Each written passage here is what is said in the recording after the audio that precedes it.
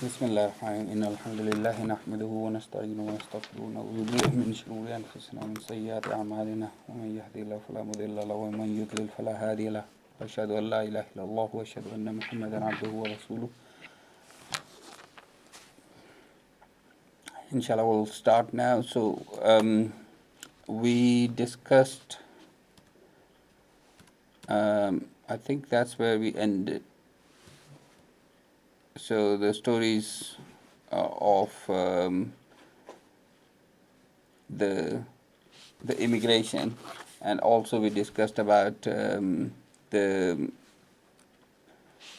lessons which we can learn from the immigration. From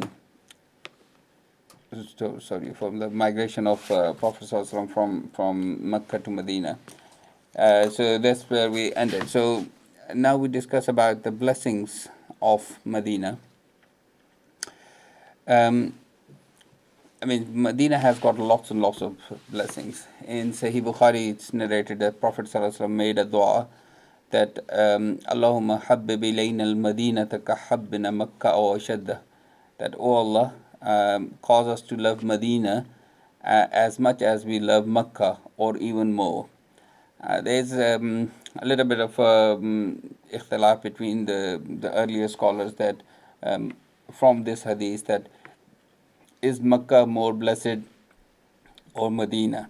It's just more of a theoretical discussion rather than anything else,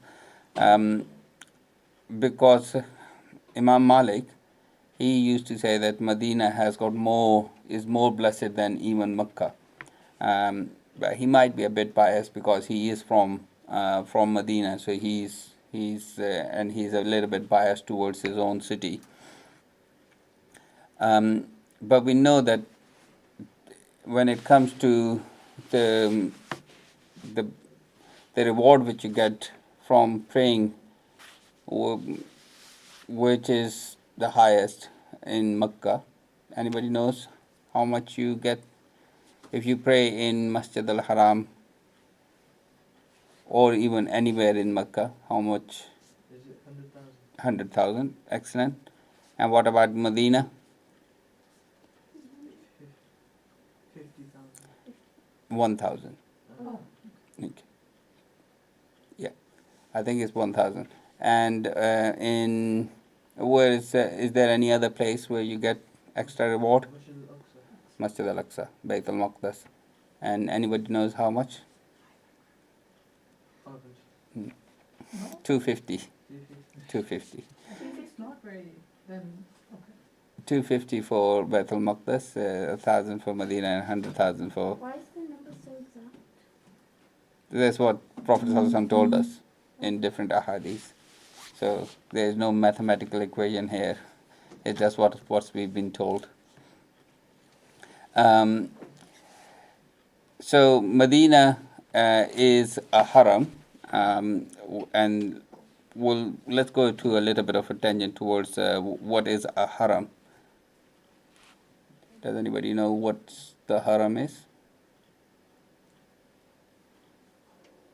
So haram basically means there is a place which has got certain rules of the place itself. Haram, the word haram comes out from haram, which means that there are certain things which are prohibited. Haram means the prohibitions, halal and haram. So that same word, haram, is come out from that. So there are certain things which you are not allowed to do in the haram, which you can do outside. And anyone knows, we have discussed those things previously. Anything you can remember, what can we not do in haram? Pray? No, we can pray, and we are supposed to pray. Killing any insects? Killing any animals, not just insects. Killing animals. By killing animals, it doesn't mean the harmful animals. It's that like hunting. So hunting in the haram is prohibited. Well done, yes. Anything else? You say killing any human life. Any human being, killing any human being is not allowed in any place anyway, so can't really count that. Um, but fighting is not allowed, so you can't have the open weapon, unsheathed swords or weapon, unless there is a special need for it, like the policemen and so guards and those people. So they can have the weapons, but other can't have it. Is stealing on? Stealing is never allowed, so it's not just in haram. So as I said, means there are certain things which are halal outside, but haram in that city, in that area. Okay. So that's why it's called haram. So like you can hunt the animals outside, but you can't hunt the animals in there. You can't fight. You can't keep the swords or weapons inside. You can't pluck the trees. If you find, unless there is a special need for it, like when they are expanding the mosque, and if there are any trees which they have to cut to clear the land, then obviously they will cut the trees. But you cannot just go and pluck trees or plants or anything for no good reason. And if you find anything, it's also said that if you find some money or something, a lost item, you are not allowed to pick it up. So you just leave it there. So if you see money or anything else, other lost item on the floor, you are not allowed to pick that up in haram. So Medina is a haram, and for Muslims, according to the fiqh point of view, the law point of view, there's only two haram, which is Makkah and Medina. So these are the only two harams. Baitul Maqdis is not a haram, where people do call it haram, but it's not a haram. So from the fiqh point of view, the only two harams are Makkah and Medina.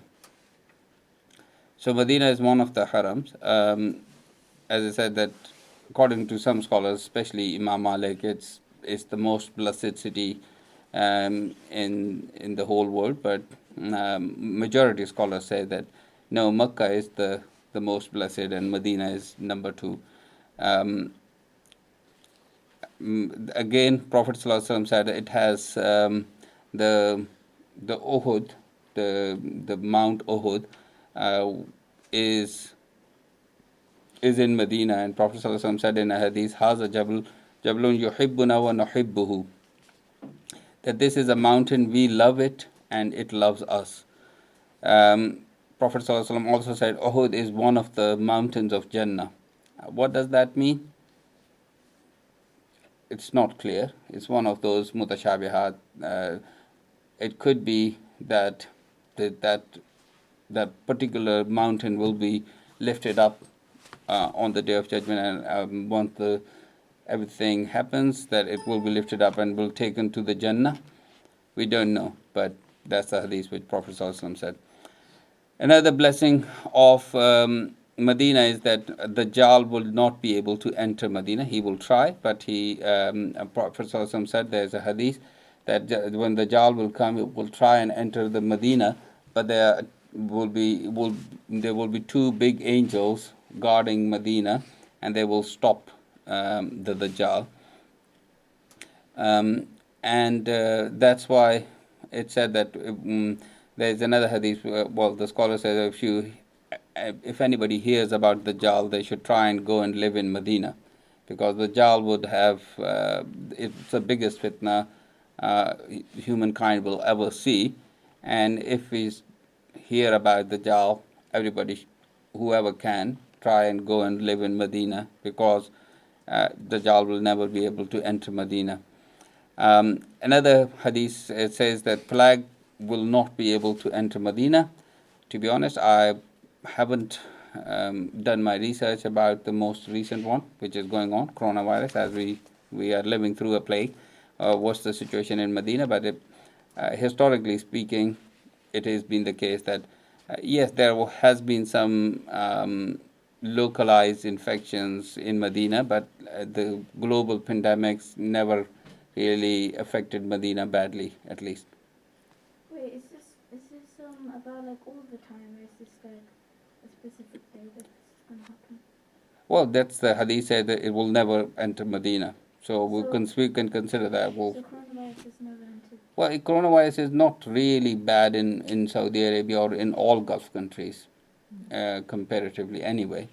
Um, so none of the Arab countries are really badly affected with coronavirus. There are very few cases there, but I probably will do some research after um, today. I'll probably go and ask some of my friends who are working there what's the situation there, and I will let you know next time, inshallah.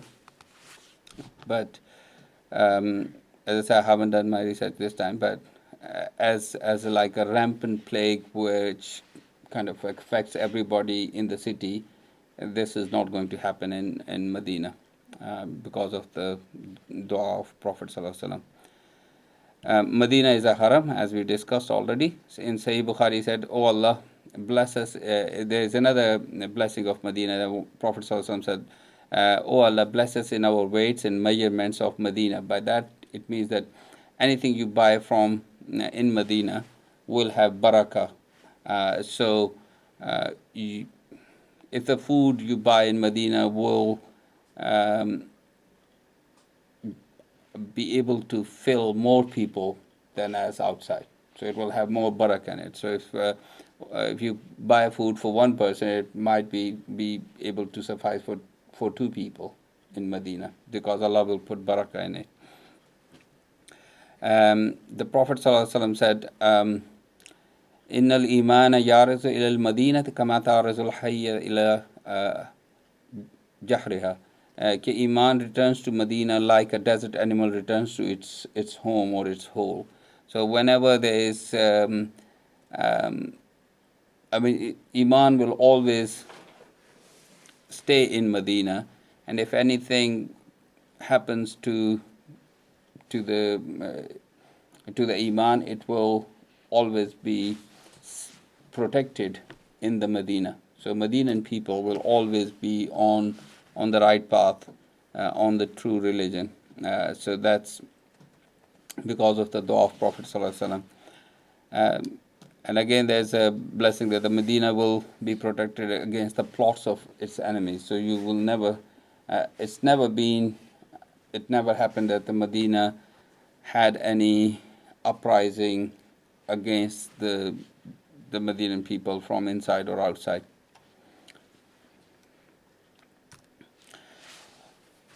The Prophet said, and it's the hadith is in Sahih Bukhari, that whoever does a crime in Medina or innovates something like bid'ah or help a criminal in Medina, he shall have the lana of the Allah, the angels, and of all mankind. So, and Allah will not accept from him any obligatory or nafil deed. So there's a huge blessing from the Medina, but then there's a huge punishment if you do something wrong in the Medina. It's a blessed place to live in, as we have seen from all the ahadith which we have seen.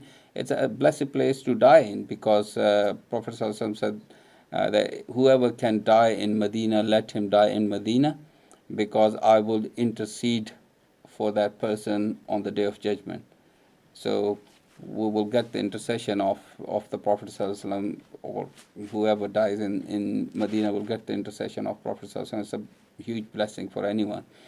And there's the best or the most blessed graveyard is in Medina, which is Jannatul Baqi, which we call it, or Baqi al-Gharqad is the actual name, which has got tens and tens of Sahaba buried in it. All the Prophet ﷺ's wife are buried in it, apart from Hazrat Khadija Radhiyallahu Ta'ala anha. And why is that? Why is Hazrat Khadija not buried in Baqi al-Gharqad? Anybody? Because she died in Makkah. She died in Makkah before the Hijrah. Well done. So all the rest of the wives of Prophet ﷺ are buried in Baqi al-Gharqad. Prophet ﷺ's two sons are buried in Baqi al-Gharqad, and there's lots and lots of Sahaba who are buried there. All the Prophet ﷺ's immediate family, like Hazrat Ali, Fatima, and there's progeny after that, they're all buried in Baqi al-Gharqad. So it's the most blessed graveyard, which is in Medina. We have already discussed this point. So wisdoms, which we can see why Medina was chosen, because to start with, Medina was at a strategic location, because you have to remember Makkah is the goal to get back to Makkah, because of we have got the Qibla there, and the Masjid al-Haram is there, and it's the blessed city, and Makkah has to be the center of the Islam. So if Medina was, or let's put it that way, if Prophet ﷺ would have emigrated to a far land, then bringing an army all the way to Makkah would have been very difficult. So Medina is in a very strategic location, because you can get to Makkah within few days. If a fast rider at that time could reach Medina in three and a half days, and a caravan could reach there in 9 days. So it's not too far that if you want to go and have an expedition, or at some point when you have got an army and you want to conquer that, it's just too far away. But it's not like next door either, that you will have problems every day. So if it's not that the Makkah people can come and irritate Prophet ﷺ on daily basis, because it's just next door. So it's at a very ideal position. It's not too far, but it's not too close either. So it's at a very ideal position. Again, it's an amazing city from the military standpoint of view, because Medina is between the two volcanic plains. One is called Gharra Sharqiya and the other is called Gharra Gharbiya. So at some point, I'm thinking of drawing it, but so at some point a volcano erupted, and it has, so that's, say for example, in Medina, so there is big volcanic plates here and here on two sides, and on third side there are lots of date palms, very dense population of date palms. So how is it important in terms of military? Because this volcanic plates, they are very porous, uneven land, and you can't really walk on it or ride on this place. So this is, no big army can come from this side. Same goes from this side. And because on the third side it is so highly densely populated with date palms that one person can walk through, but you can't bring a whole big army of thousands of people. So from three sides, it's naturally protected from any big attack. So it's only one area which is potentially dangerous area where the army can come and attack. And that's why that was used by the Muslims in which battle? Anyone has heard about? I think it's the one in the trench. Yeah. So that's why it was very useful, because they only had to dig a trench on one side, on this side. And it was easily done, because it's not such a big, it was only a few miles long, the trench. You can't really dig a whole trench all around the city.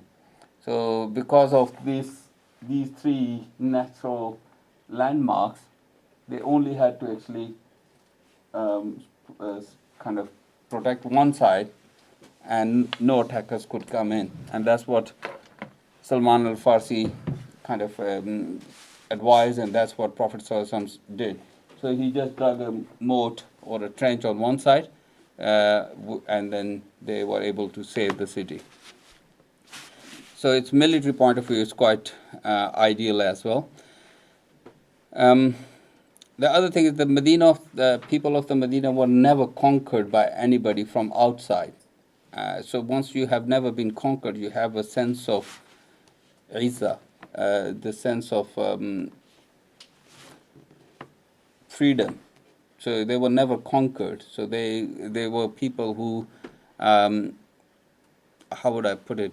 They were not arrogant, but they were strong-minded people who. So that was another blessing of the Medina, and that's why Medina, the people who lived in Medina, became such a good Muslims, and they became the conquerors in the long run. The other thing is that the civil war of the Bu'ath, which is a war which carried on for about 400 years, and that decimated the whole of the senior leadership, and they have seen. It's said that Hazrat Aisha Radhiyallahu anha said in one of the hadiths that the war of the Bu'ath were given as a blessing from Allah, because what happened with that war, a long civil war, what happened between Aus and Khazraj, the two tribes, they killed all the senior leadership. So there were no senior people left who would be reluctant to change, because when you are older, you are more reluctant to change. The younger people are more open to change, and that's what happened. Because when these young people came to Mecca for the Hajj, and Prophet ﷺ gave dawah to them, they accepted Islam straight away. The other thing is that because those people were living with Jews, so they already had heard of the monotheistic religion, and they have interaction with monotheistic people. So they knew about prophets and what are the prophets, and the prophets are coming. So and those Jews, they were, as in Quran they says, they were saying to the Arabs, the Aus and Khazraj, that it's only a matter of time, that we are just waiting for our prophet to come. As soon as he will come, we will decimate you, and we will conquer you, and we will be the conquerors, and we will be the rulers again. So the Arabs, the Aus and Khazraj, they knew that another prophet is going to come.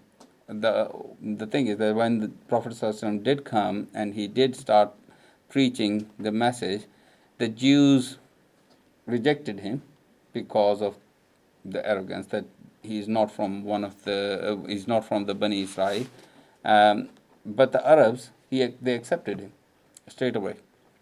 So that was another blessing from the Allah. So Allah was preparing Medina to be a state where the first Muslim country, or the Muslim state, where Prophet ﷺ will come and flourish. So these are the points from the Medina.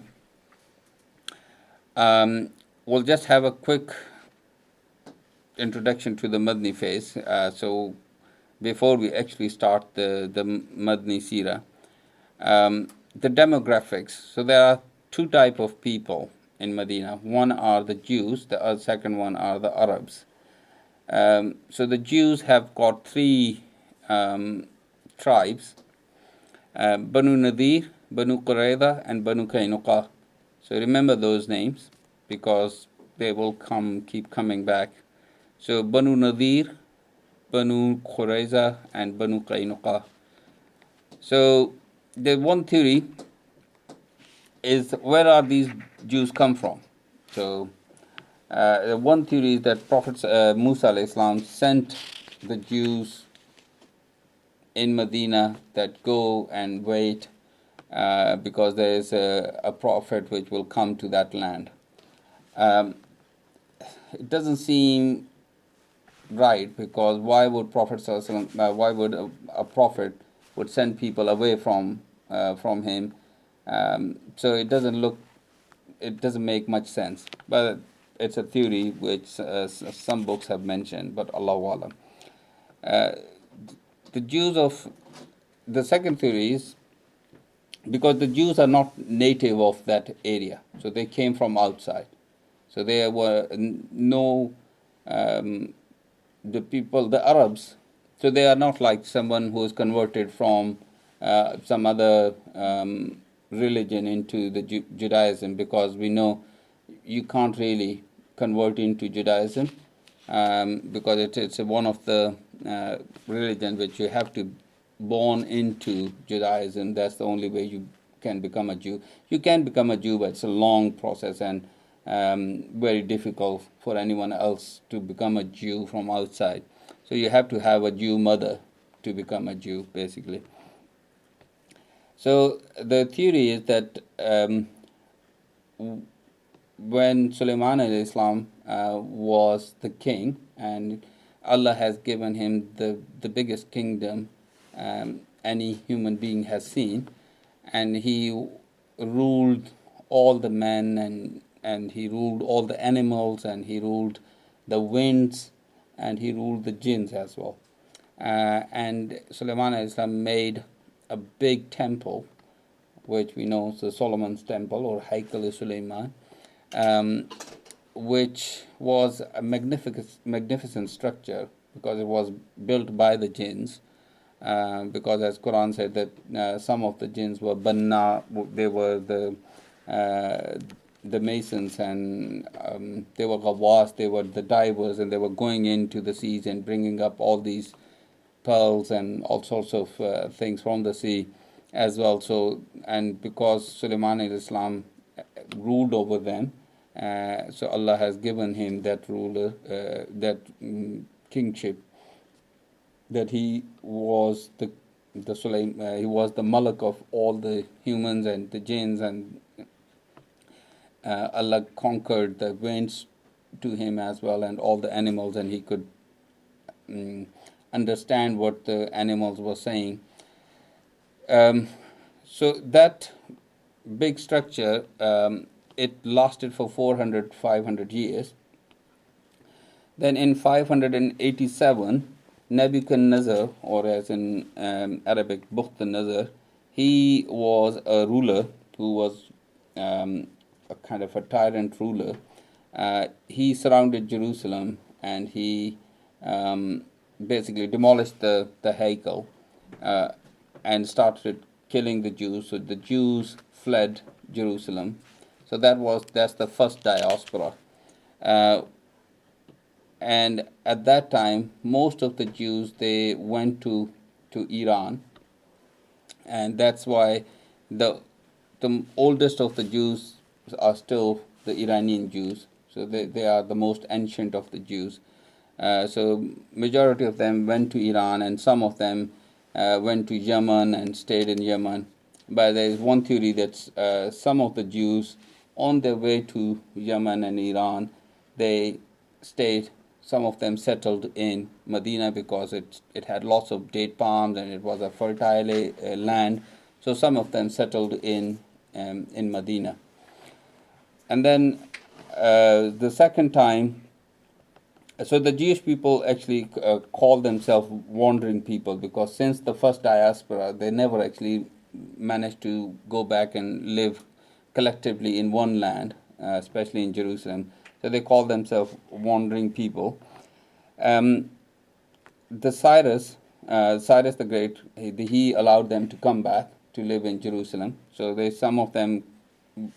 lot of them went back to live in Jerusalem, but some of them remained in Iran. And in 70 CE, the Christian era, another diaspora happened, and it was at the time of the Emperor Titus. So he conquered Jerusalem again, and he started killing Jews, so they fled again. And then it says that again at that time, some of the Jews get settled in Medina, and the rest went to Yemen. And the third diaspora was in 132 CE when Emperor Hadrian, he came and he conquered the Jerusalem, and then again he was really quite a tyrant ruler, and he started a lot of killing, and the Jews again fled from Jerusalem the third time.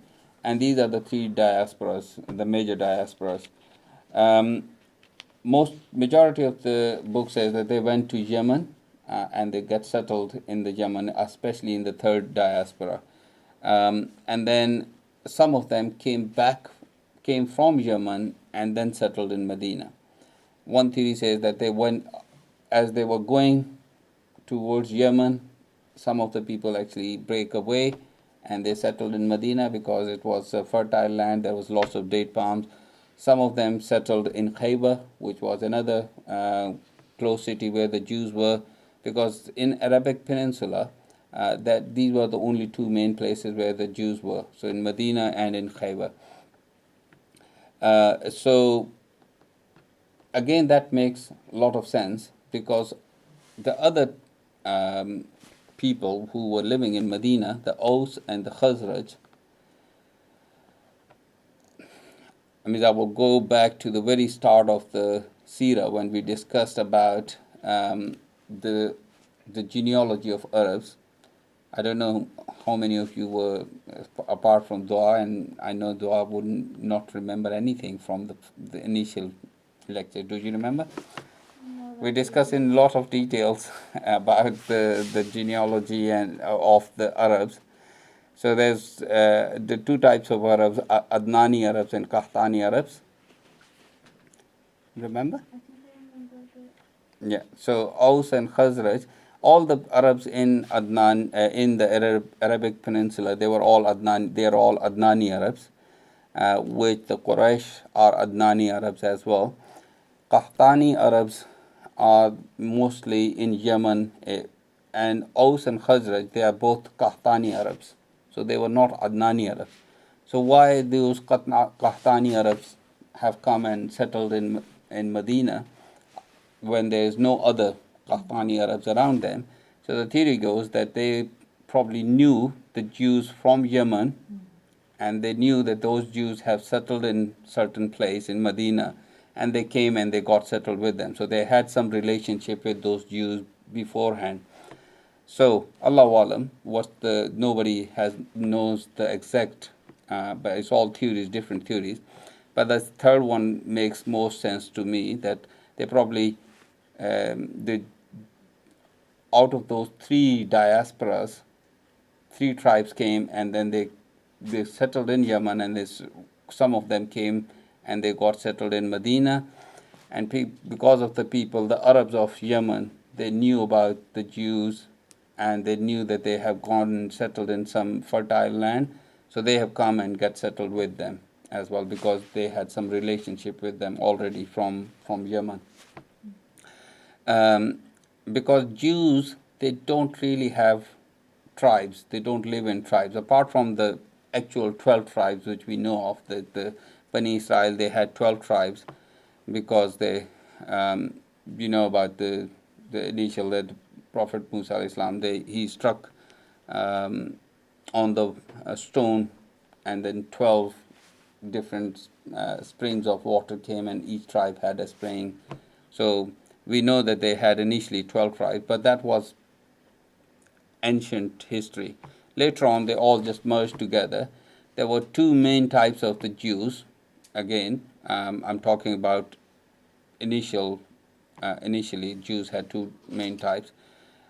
Modern times, there are three main groups of the Jews. But in ancient time, there were only two main groups of the Jews. One was the Karaites Jews, and the other ones were called Rabbinic Jews. So Rabbinic Jews basically say whatever the rabbi have told them, it's the law, and they will follow the rabbi. Rabbi is like the religious leader of the Jews, like we have imams. So they have got rabbis. So they follow their rabbis.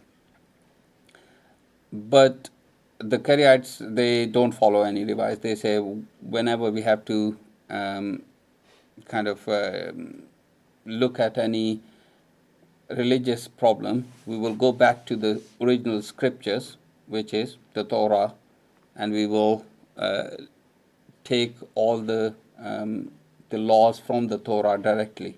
So they don't really follow their religious leaders. So they don't follow their. So to make a comparison, say for example, we follow fiqh. So we follow certain imams. We say Imam Malik, Imam Abu Hanifa, Imam Hanbal, or Imam Shafi'i. So we, because they have worked the laws for us, they have done a lot of research and they have come up with all the questions which needs answering. They have answered them for us, and we follow them. And then somebody says, no, whenever we have to go and follow a problem, we will have a problem. We will go back to the Sunnah and the Quran, and we will take things from directly from the Quran and Sunnah, and we are not going to follow any scholars, any imams. So that's kind of a difference. So that's similar difference. So we don't have any Karaites Jews anymore. So all the three modern types of the Jews, they all basically rabbinic Jews. So the original Karaite Jews are all gone. Why did they just stop? Well, the people started following the their rabbis, and so that's what we have got left now. So these are the two people. So now Aus and Khazraj, we have talked about them. So the Aus, they were slightly bigger tribe, and they were more well off, and they were allies of Banu Nadir and Banu Qurayza, which are the bigger tribes of the Jews.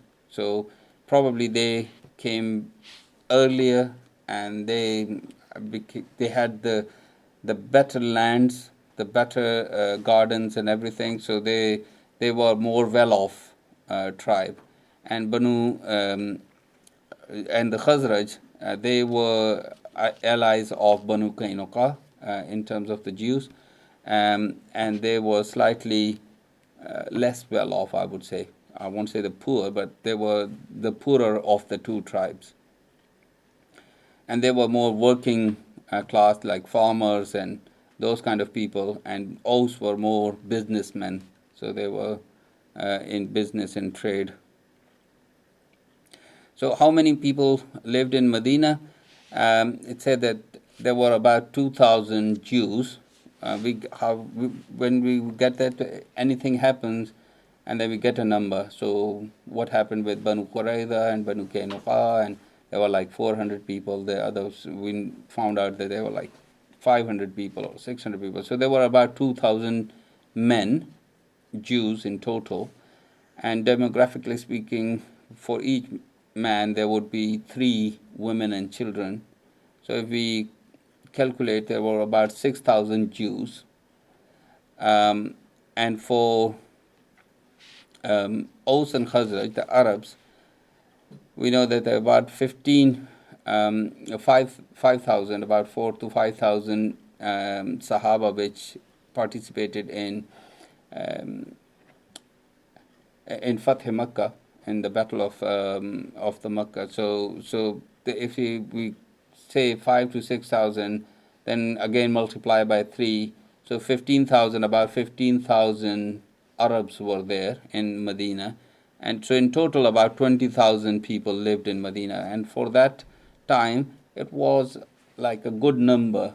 So 20,000 is not like a small number. So Medina was one of the big cities. So there were about 20,000 people who lived in Medina at the time. I think we'll probably stop here because it's only a couple of minutes left for Isha. Any questions anybody wants to ask before we call it a day? Quick 1 or 2 questions.